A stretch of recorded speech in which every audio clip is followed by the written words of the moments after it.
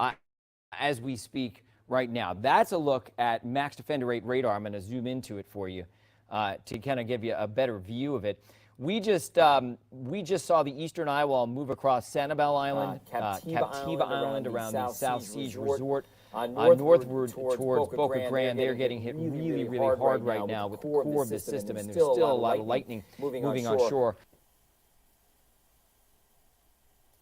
Last I checked, as of 1 o'clock, it still has winds of 155 miles an hour. The pressure is still 937. It has about another 10 miles, so really just another hour or less before the actual eye, right there, the middle of the storm, makes landfall to strengthen. So it still has a chance of becoming a Cat 5 hurricane, but it's becoming less likely.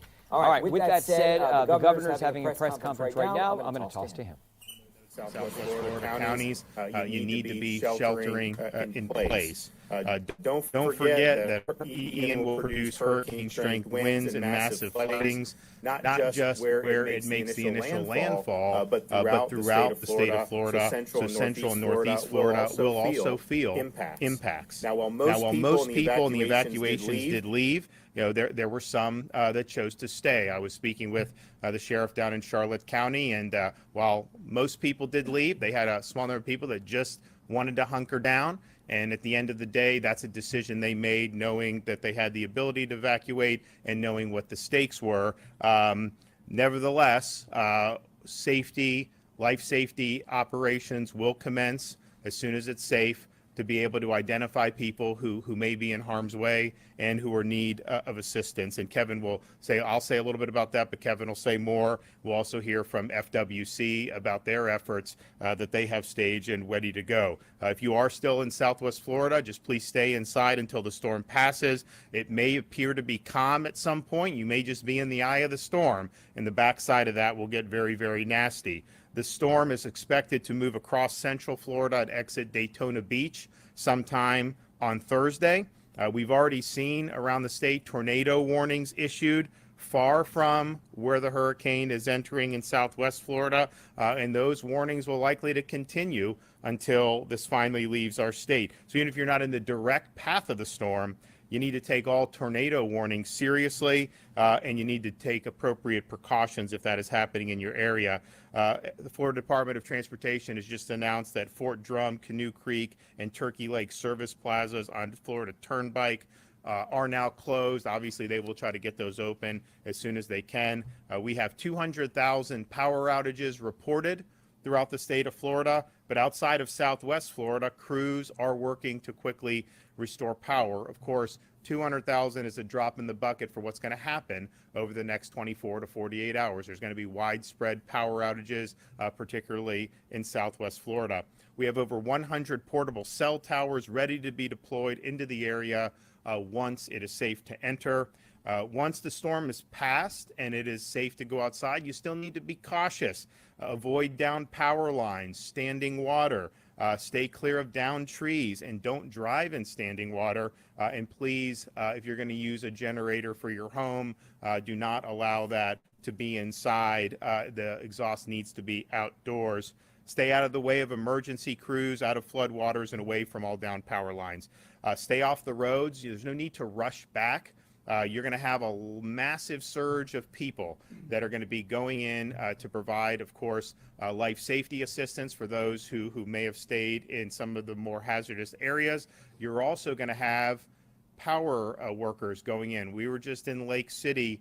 I was thinking we had all these power workers, these line workers, from all these different states. I saw them from Texas, Louisiana, all these different places staged. We have a massive, massive mobilization.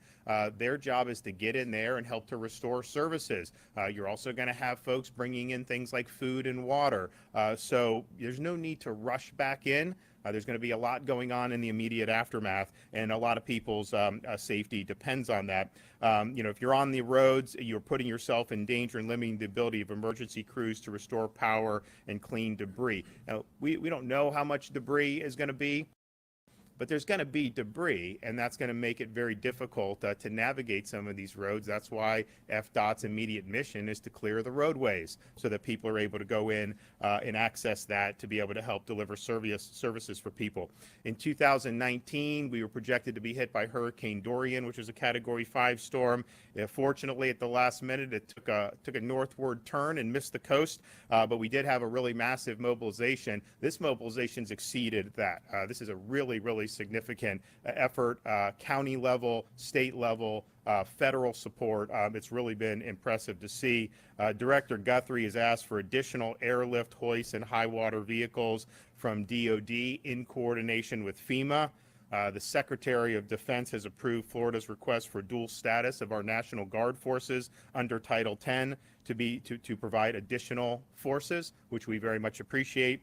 We will also be submitting momentarily a major disaster declaration for all 67 counties, and we'll request that the federal government reimburse 100% of the upfront costs for the first 60 days to ensure that we can quickly recover and move forward into the response and recovery part. And if you think about this storm, we had storms that have been this hit Florida?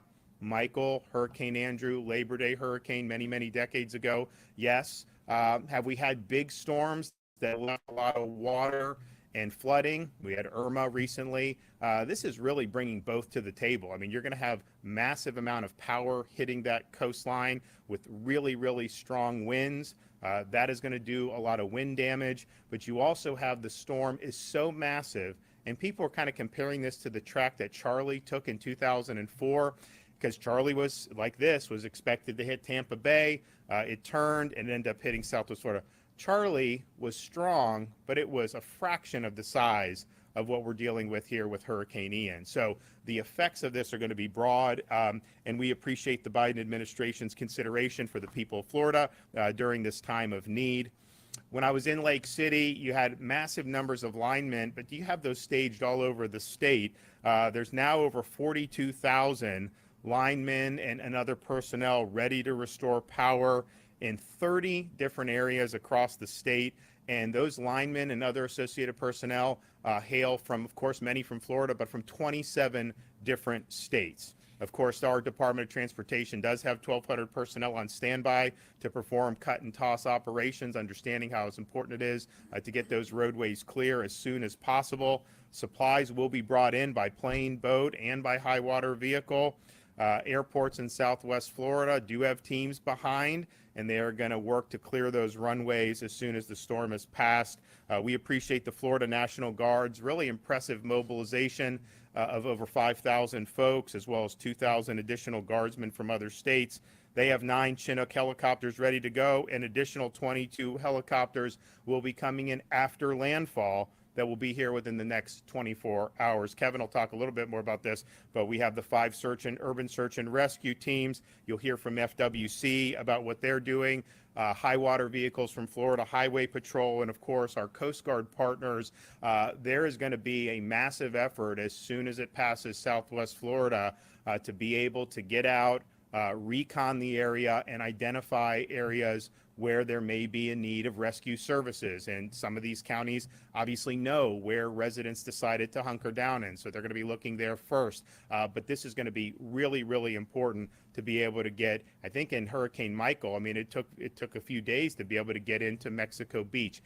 We have the air assets to be able to recon and know where the response efforts need to go. And so in total, we have nearly 250 aircraft, more than 1,600 high water vehicles, and more than 300 boats of all drafts and sizes, including 250 already in the major impacted areas and nearly 50 that are staged and ready to come in as needed. These include smaller rescue-oriented boats, airboats, and larger boats that will be delivering supplies by water if need be.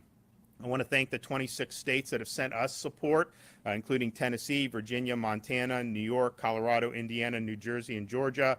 I just spoke with Kay Ivey from Alabama, and she's supporting sending some Black Hawk helicopters down to help. Governor Bill Lee in Tennessee fast-tracked a request that we had from Tennessee. We appreciate that. I was also just able to speak with Jill Edwards from Louisiana. They've helped us. We said, hey, we've got a lot of experience in hurricanes recently, so these guys are good. Ask us. We want to send more. And so we really appreciate that consideration. And if we need that, we certainly will do that. We also understand that people that are displaced are going to need assistance. So the Department of Economic Opportunity has already deployed funding and guidance through community action agencies to help Floridians in need of short-term support like utilities, hotel bills, and transportation.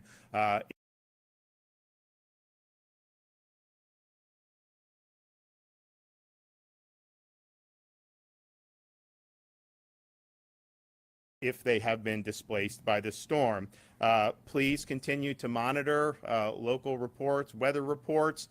Be very cautious about going out into hazardous conditions. And then once the storm passes your area, just make sure that you're very careful, because there's going to be a lot of things, a lot of hazards that are going to be down on the ground. I know there's a lot of people that have reached out. First of all, I want to say thanks. A lot of people have offered thoughts and prayers for the folks that are in the eye of this storm, and that means a lot to us. There's also people that want to be able to do their part, and so I've directed Volunteer Florida to activate the Florida Disaster Fund, where people can donate. It's much better to donate financially rather than sending items. We have everything we need in terms of the immediate response needs, but there will be thousands of Floridians who will need help rebuilding. And to contribute to the disaster fund, you can visit www.floridadisasterfund.org or text disaster to 20222. Again, that's text disaster to 20222. For those who want to come volunteer, we have an official volunteer portal at Volunteer Florida, and that's at www.volunteerflorida.org, www.volunteerflorida.org, and you can look to see of the volunteer opportunities. This is going to be a rough patch here for the rest of today and into tomorrow. But we understand how significant this storm is. Yes, there'll be an immediate response. Yes, there will be things that happen with recovery. Eventually, there won't be much media attention on this as the weeks and months go on. But we understand a storm of this magnitude is going to require an effort over an extended period of time. Those are good folks down in Southwest Florida. They've got really great, thriving communities. This is not anything anyone wants to deal with. It's not something we certainly ask for, but we're going to step up. We're going to be there for folks, and we're going to make sure that folks get back on their feet, and Southwest Florida comes back better than ever. Okay, Kevin Guthrie. Thank you, Governor. As the Governor said, Hurricane Ian is approaching landfall as a Category 4 storm with winds of 155 miles per hour in Lee and Charlotte counties. At this time, the division has received nearly 1,000 resource requests from our impacted local partners, and 864 of those are either in process or completed. We are working as quickly as we can to address the needs of those impacted areas. This morning, I talked with each and every local emergency manager in the direct path of the storm. If you are sheltering in place in the path of the storm, we're asking you to now please visit floridadisaster.org/info and fill out our shelter in place survey. Again, that is floridadisaster.org/info to fill out our shelter in place survey. The shelter in place survey is designed to provide critical information to first responders about the demographics of your household so that they can aid your families as soon as possible. This is primarily for those who did not evacuate, so that we know where you're at. This is not a substitute for 911. If you have an immediate need and you need first responder assistance, you need to dial 911. Please understand that those 911 services may not be able to come to you right now, but again, if you need emergency services, dial 911. Even if it is calm outside, you may be in the eye of the storm. I encourage our individuals near Sanibel, near that Fort Myers area, as the eye wall starts to come on shore, if everything stops, the storm is not over.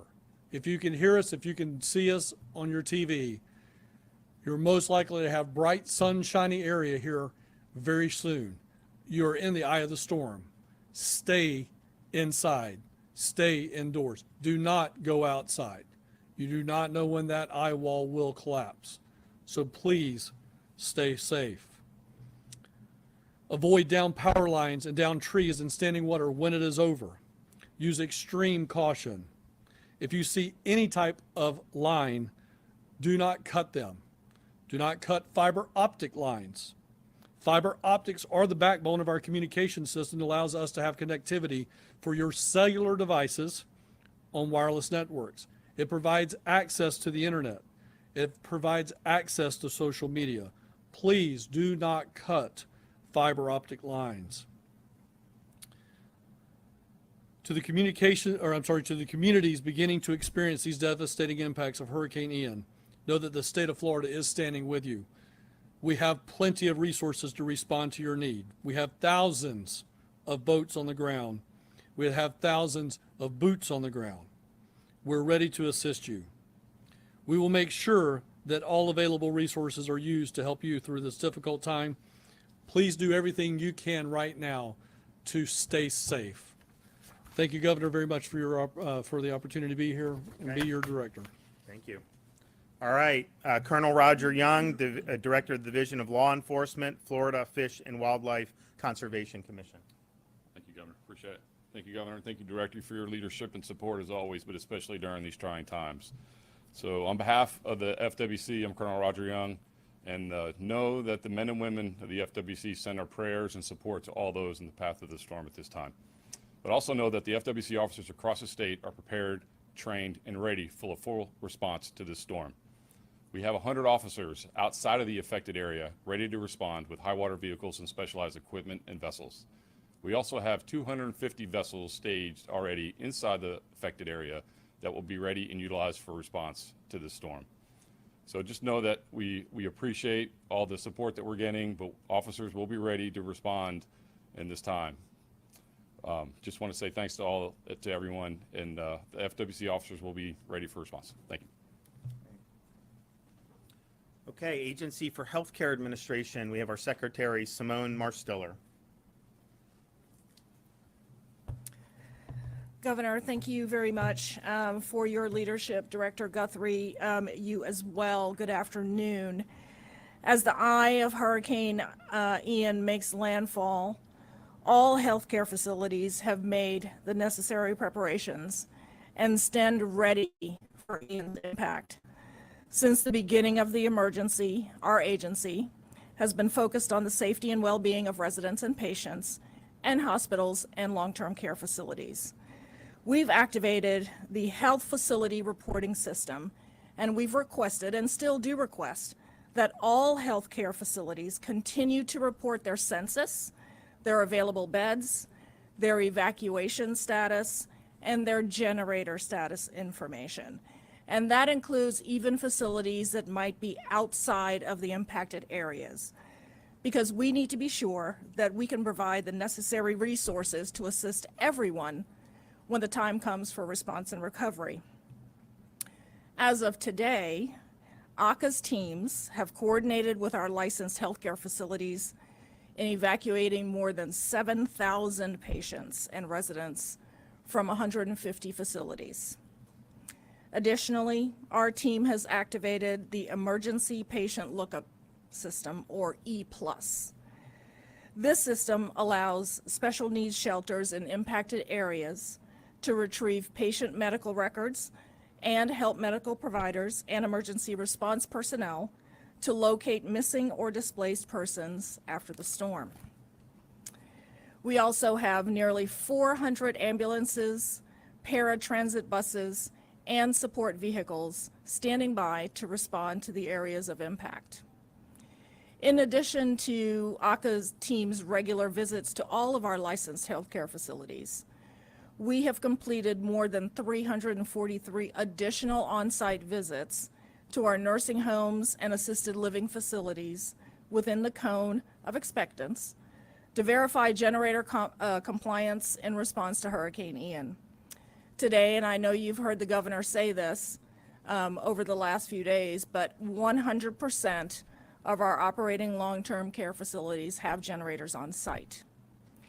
We've also worked very closely with our partners at the Florida Hospital Association, the Florida Healthcare Association and Leading Age, Florida Senior Living, and the Florida Assisted Living Associations, and we've activated, working with them, the Patient Movement Mission. We know that facilities are currently bracing for impact as Hurricane Ian is anticipated to make landfall here shortly.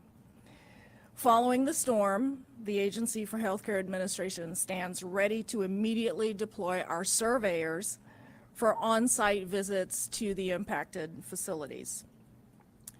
During these visits, we will ensure that each facility is maintaining an appropriate temperature for residents and that all other conditions in those facilities are safe for residents.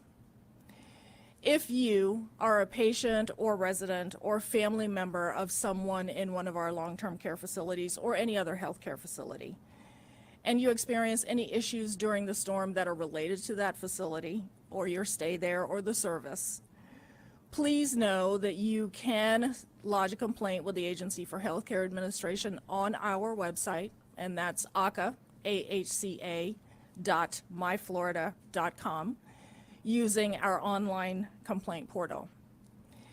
If you are a licensed healthcare provider and experience any issues during the storm, please, of course, notify your local emergency manager, but also please report through our health facility reporting system immediately so that we know exactly what your status is and what we need to do to provide you the resources and help that you need.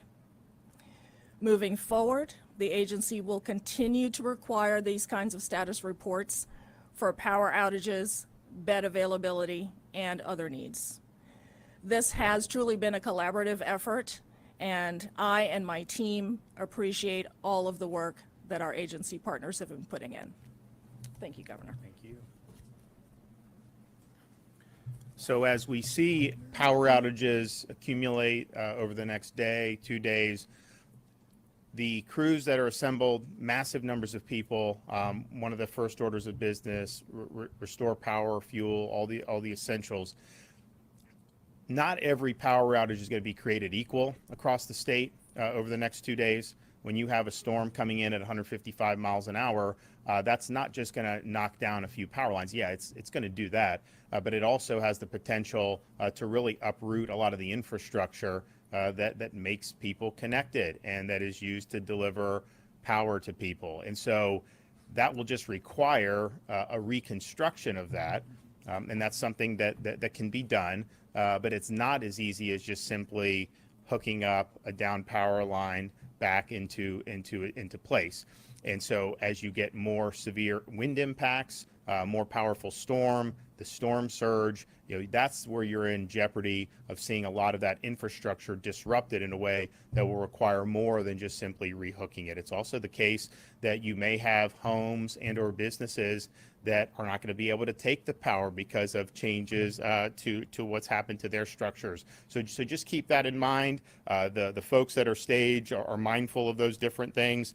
They want to get in as soon as possible, assess the damage, and help do the restoration efforts. Some of that may just be typical repair, but some of it may be more in the line of reconstruction. So just be prepared for that. I mean, we've been saying that there was going to be, significant power outages with a storm of this magnitude. That's just the reality. So it's going to pass today from Southwest Florida. As soon as it's safe to go in, there's going to be people. I've already talked to a lot of the locals. They know where they need to look to see the damage assessments, to look to see where people may be in harm's way. Obviously, folks at the state level are going to be doing the same thing, and it's important. And we want to make sure, obviously, save people that may need to be rescued, but then get these services started again, because we need to get people back on their feet as soon as possible. Okay, with that, I'll take some questions. Governor, you mentioned that there were some people that have chosen not to stay, that lived in that were staying in evacuation areas. Do you have any sense? That chose to stay, you mean? That chose to stay even though they're in evacuation areas. Do you have any sense as to how many people that is? I know you're doing a survey. Well, that's voluntary in terms of who wants to participate in that. I just spoke with the Charlotte County Sheriff, which is of course, going to be probably ground zero for this landfall.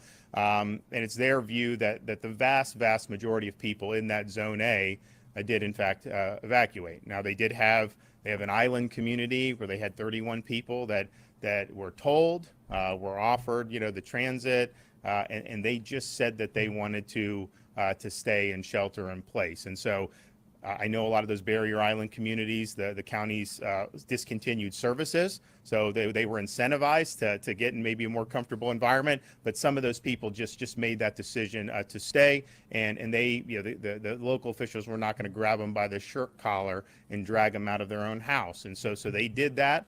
And look, we've been saying that if you're in an evacuation zone, once that order is made, you're risking potentially your life by staying. And people did that. Nevertheless, as much as you may disagree with that decision, if there's people in harm's way when this storm passes that need help, we're going to be out there helping folks. I mean, that's just the way we're going to do it. And I know that the folks down there in Charlotte and the surrounding counties feel the same way.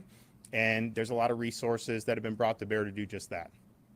Yep, go ahead. At this point, Governor, have you heard anything about, and I know it's early, so probably too soon to tell, but no fatalities, any serious injuries, anything like that associated with this storm? Kevin, I have not gotten a report on that yet. We did have 2 people transported from the tourism last night.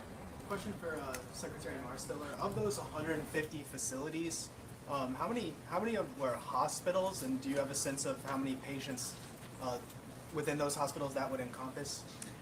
The most recent information that I have, 15 hospitals evacuated, and that amounts to roughly 350 patients.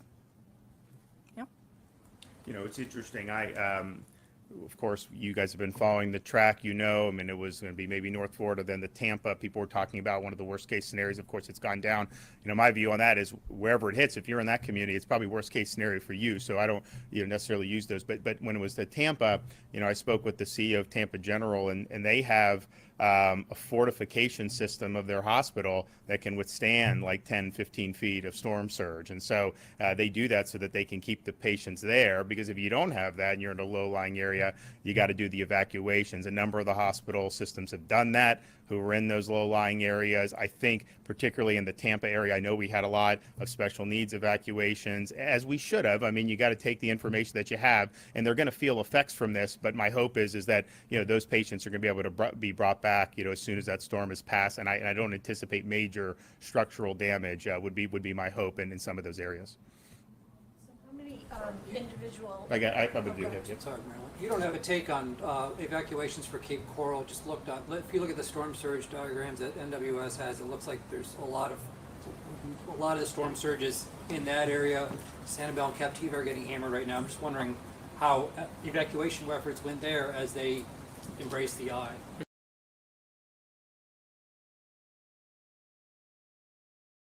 Again, all of those individuals were under evacuation orders. We don't actually have the numbers of what the percent was that evacuated versus those that didn't.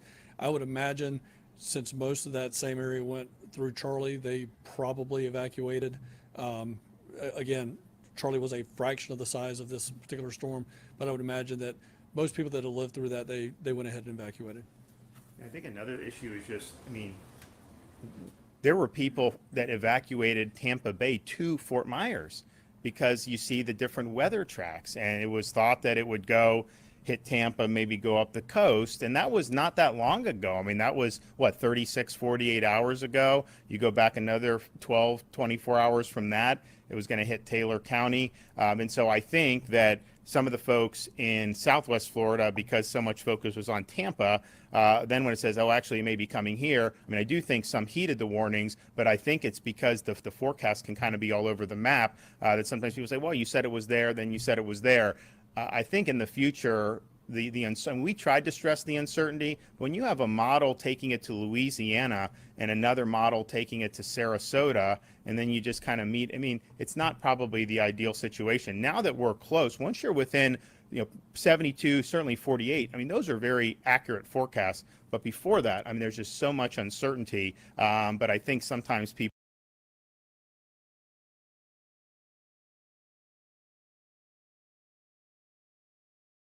People think, well, you said it was going to be here, and then now you're saying it's going to be here. So we'll see how it goes. I know the folks in Lee County, once that forecast changed, I know they acted very quickly, as they should have.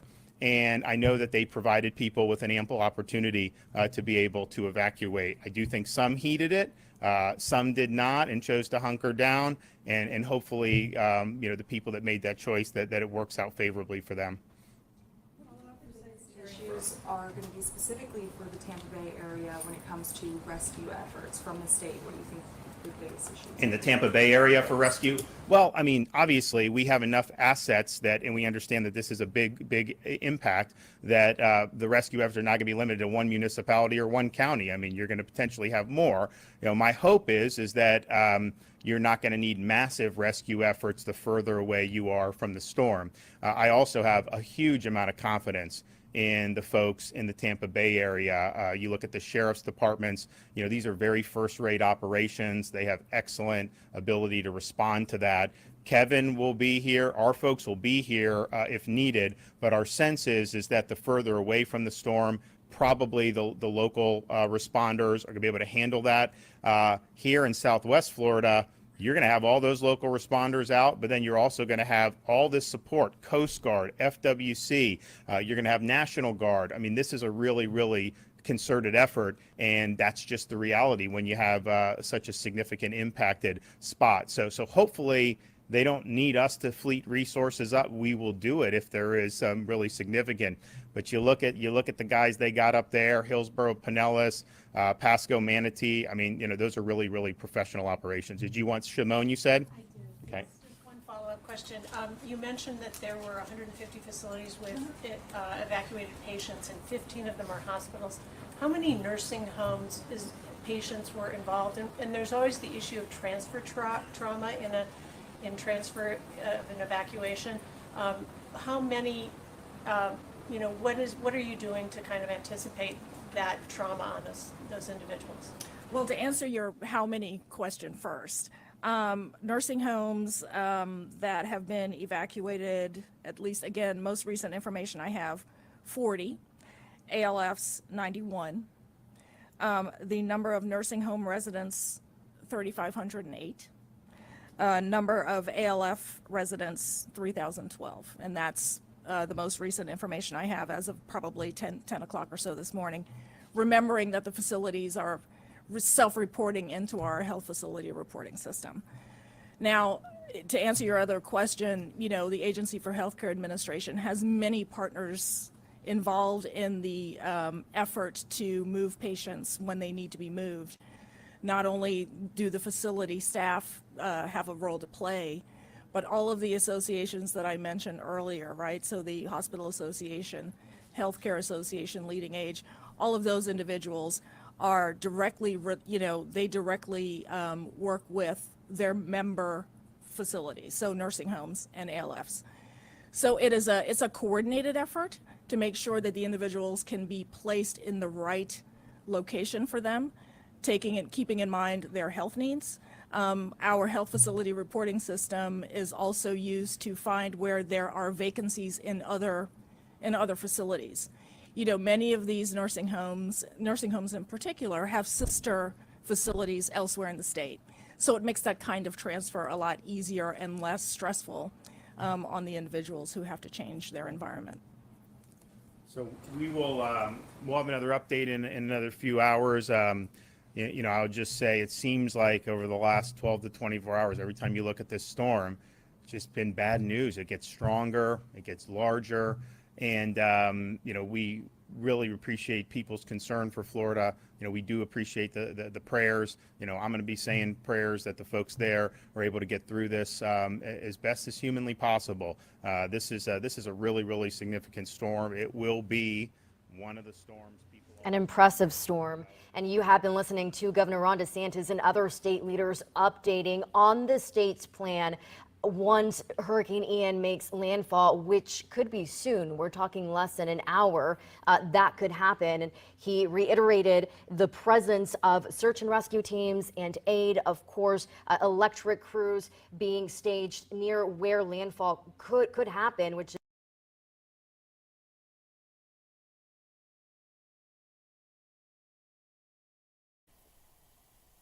So we're looking at possibly within the next hour, it's going to hit. So I'm going to jump off and keep watching, and I'll be back as soon as we've got any kind of update. So please stay safe. Okay, friends. Bye for now.